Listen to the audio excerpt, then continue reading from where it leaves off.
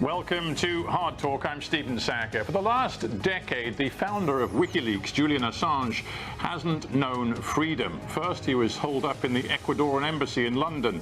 For the last 3 years, he's been in Belmarsh prison outside London. His lawyers making a last-ditch attempt to stop the UK government extraditing him to the US to face espionage charges. My guest is Stella Morris, the lawyer who worked on his defense team, became his wife, and is the mother of 2 of his children. Why has Julian Assange become such a polarizing figure?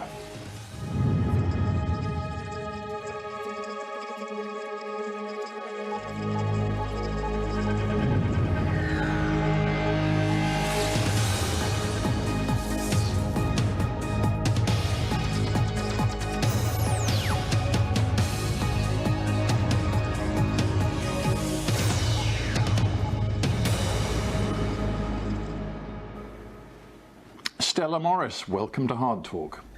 Thank you for having me. It's a pleasure to have you in the studio. Over the next few days, the British Home Secretary, Priti Patel, is going to make a very big decision on whether to extradite your husband, Julian Assange, to the United States. Does this feel to you like his last chance? Well, indeed, Priti Patel has my husband's life in her hands. We have some avenues of appeal still to go, but ultimately, over the last few years, over the last 12 years, in fact, what has happened is a flagrant abuse of the legal system in order to persecute a publisher for publishing the truth about the US and its conduct of war in Iraq and Afghanistan, conducting torture in Guantanamo Bay, and so on. This is a political persecution, it's a political case.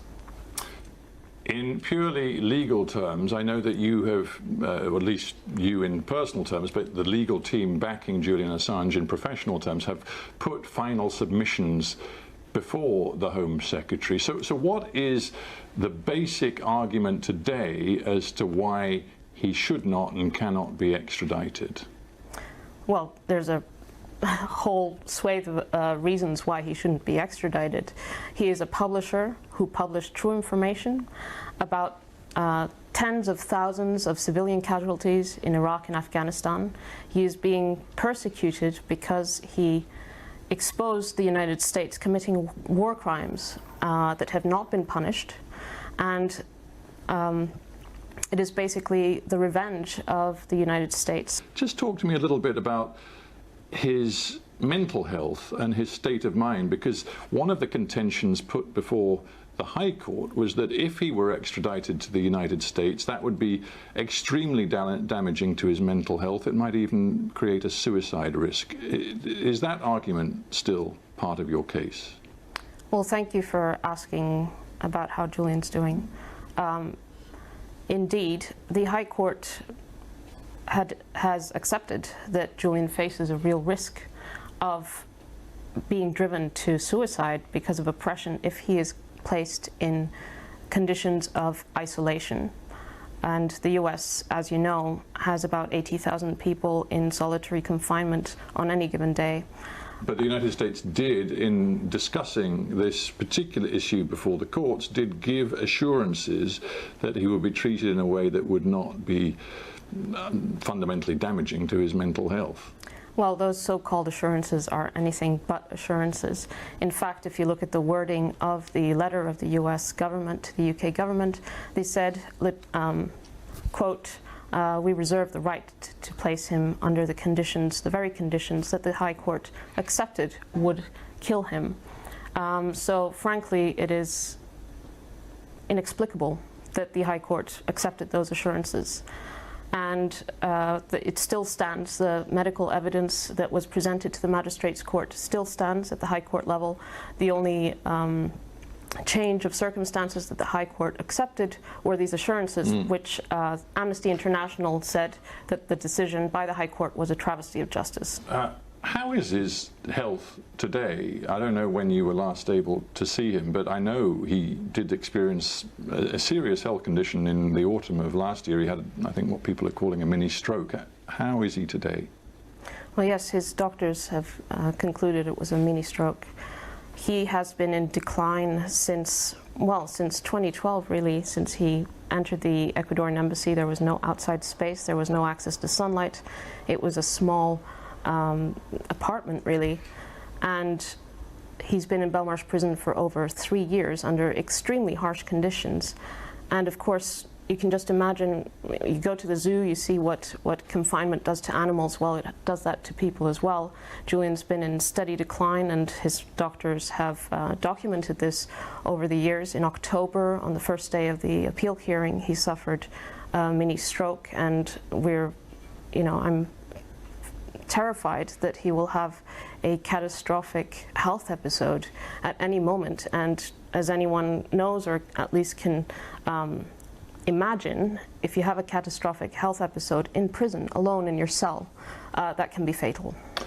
You married Julian earlier this year, and you've had 2 children with Julian, conceived, I think, when he was in the Ecuadorian embassy. Right.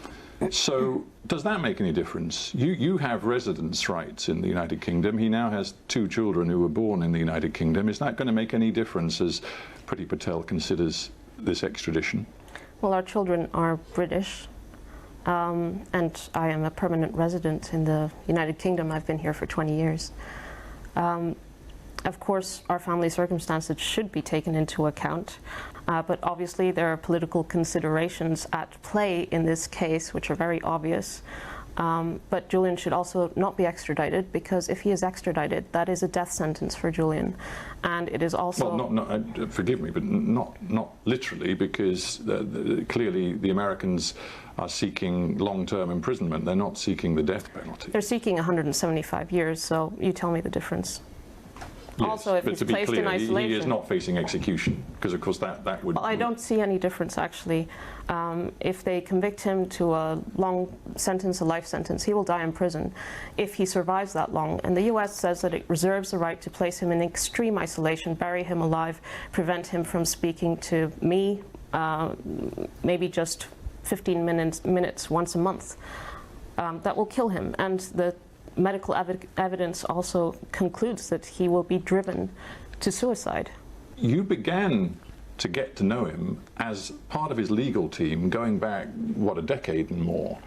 And I'm really intrigued to know when there was the crossover from an entirely professional relationship as one of his lawyers to a obviously deep and personal relationship.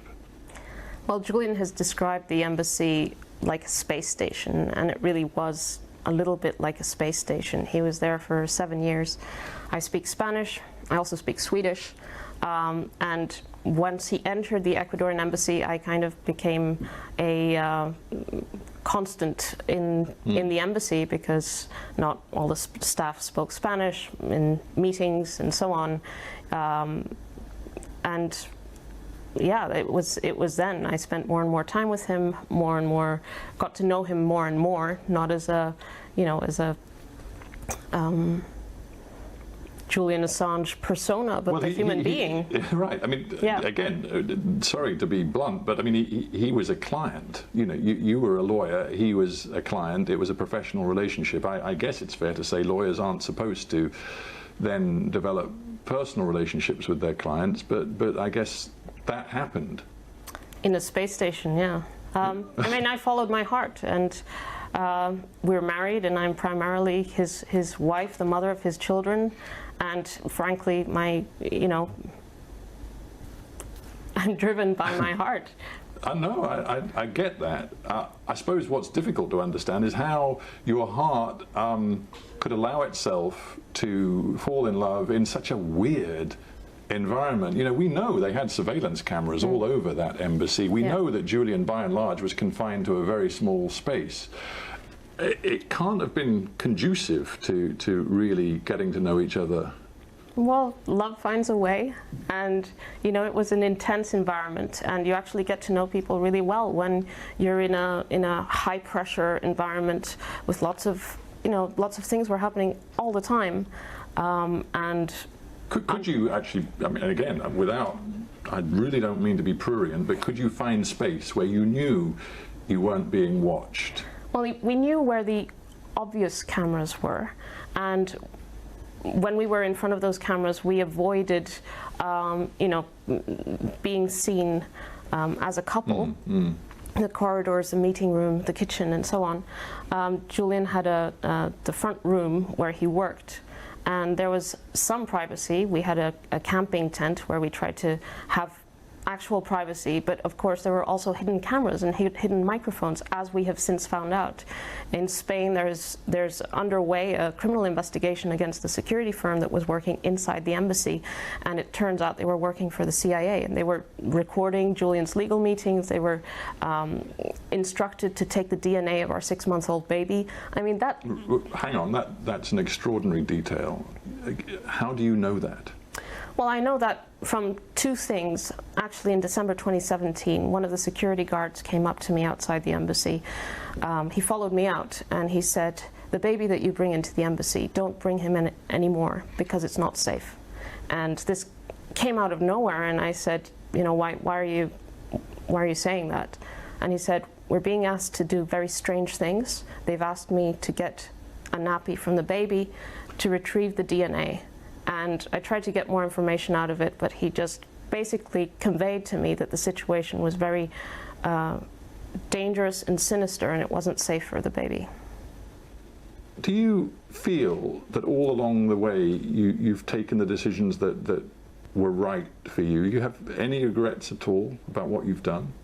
No regrets. I know that these have been difficult decisions. But precisely because they've been difficult decisions, I've taken the decisions that I knew were the right decisions, not the easy decisions. And perhaps because I understood the extraordinary situation that Julian was in from the get-go, well, I decided to get involved.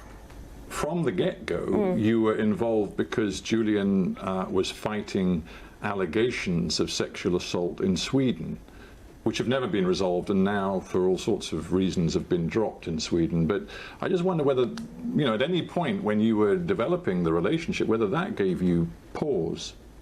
Well, they were dropped due to lack of evidence, and the Swedish case is like a catalogue of how not to investigate sexual allegations.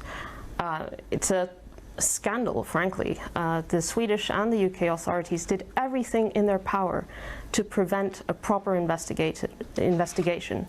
They refused to question Julian in the UK. How is it possibly justifiable for investigators to refuse to question, to speak to the main suspect? Everyone knows in sexual assault allegations that the first thing you have to do is speak to the people involved, and they didn't speak to him for 6 years. It is a scandal of enormous proportions.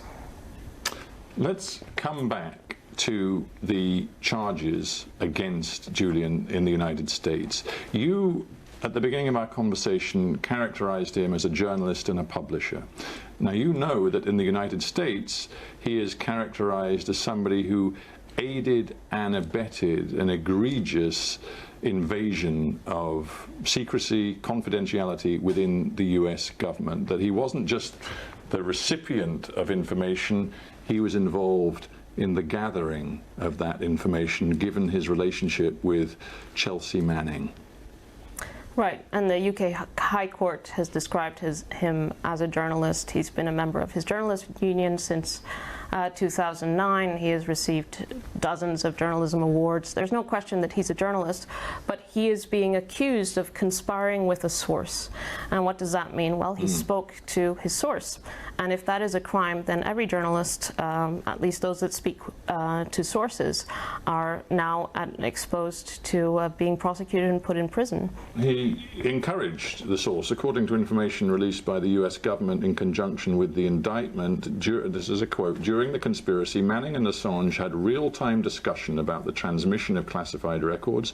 Assange to Manning said, when he'd received some information from Chelsea Manning, he said, quote, "Curious eyes never run dry in my experience," and according to the United States, that was a clear encouragement to get more information, dig deeper, which we then know Chelsea Manning did.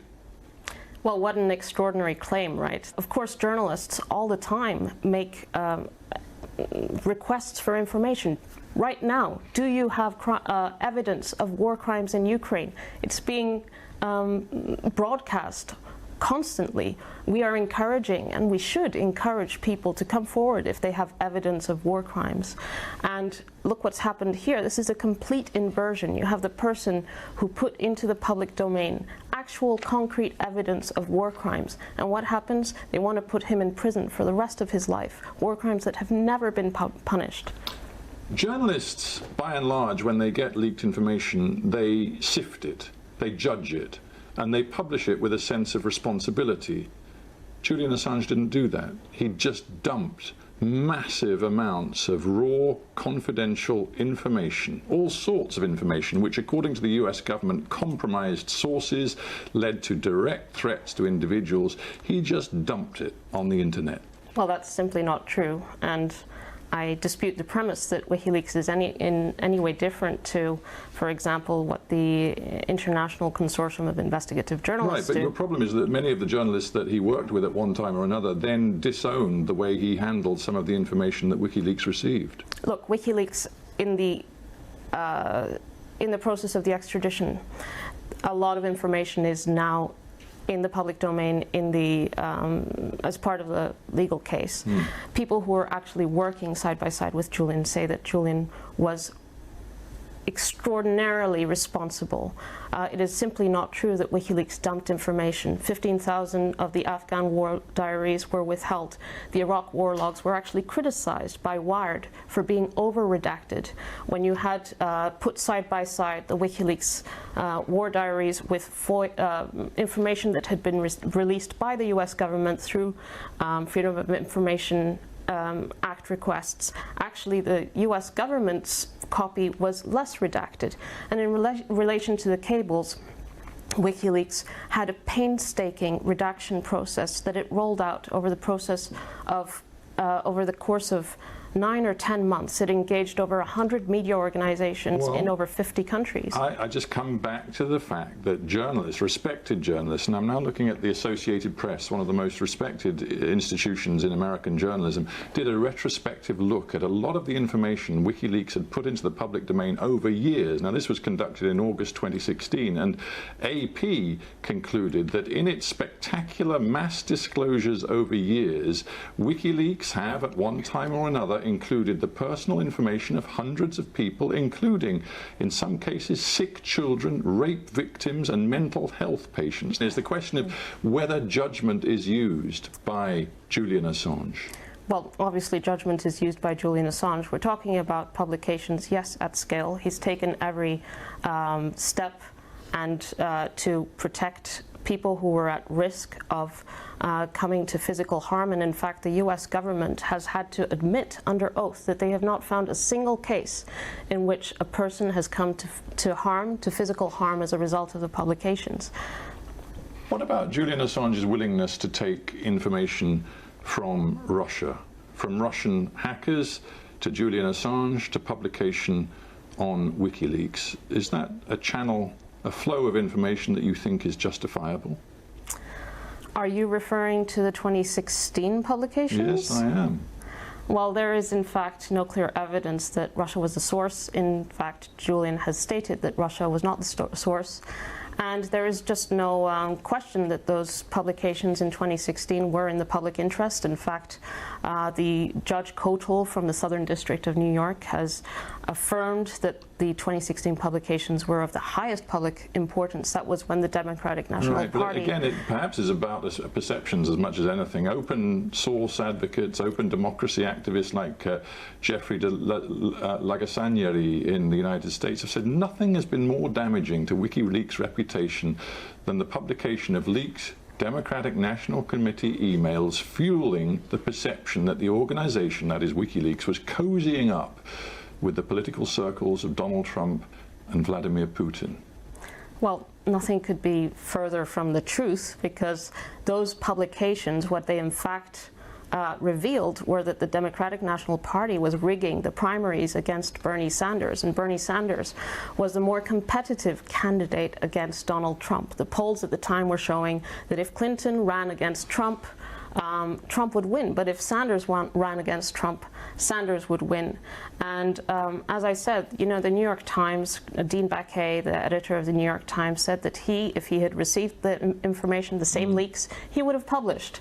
So it's just an attack. What about the allegation that Julian Assange also was presented with information, a cache of documents which related to the Russian government? Interesting information, secret information about the Russian government. And according to chat messages and a source who was involved in exchanges, Julian Assange chose not to publish this information. Why would that be?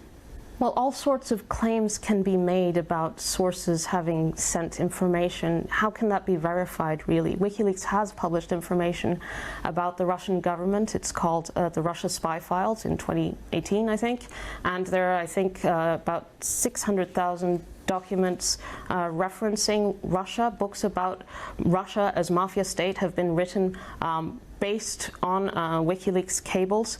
And of course, you know, all sorts of claims can be made, and you can't verify them. And the proof is in the pudding. WikiLeaks has published about Russia again and again and again. Does it matter, do you think, to the strength of Julian's case and the support he has, that he does, if I may say so, appear to have alienated a lot of people at one time or another were inclined to support him and work with him, and left their association with him, saying that he was impossible to work with, an extremely difficult man? Does that matter?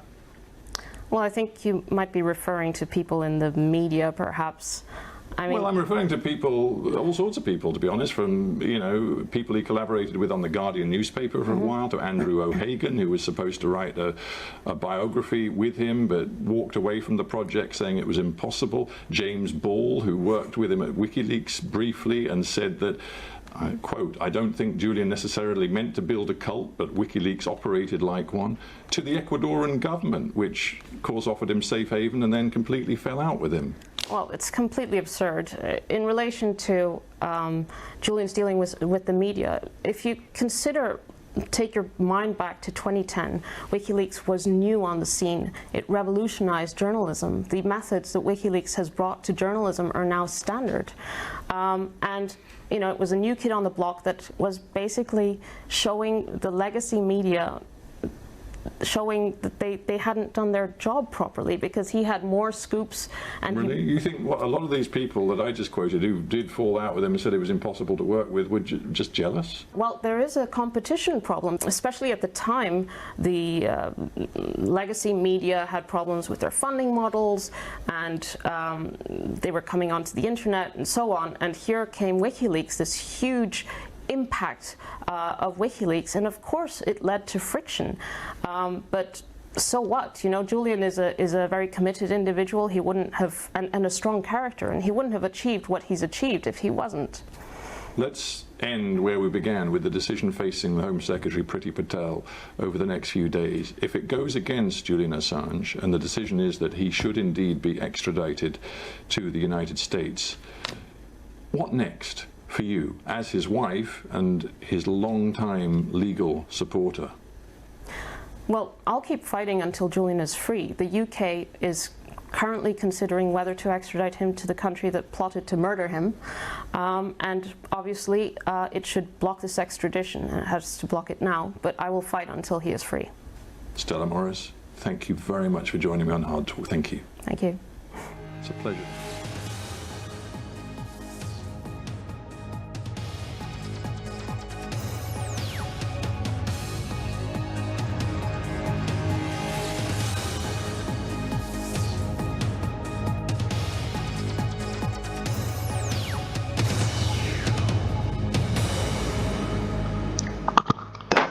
BBC. No fucking empathy. Hello. The weather's been all over the place in the last few days. Yes, we've had some sunshine, some warmth too, but also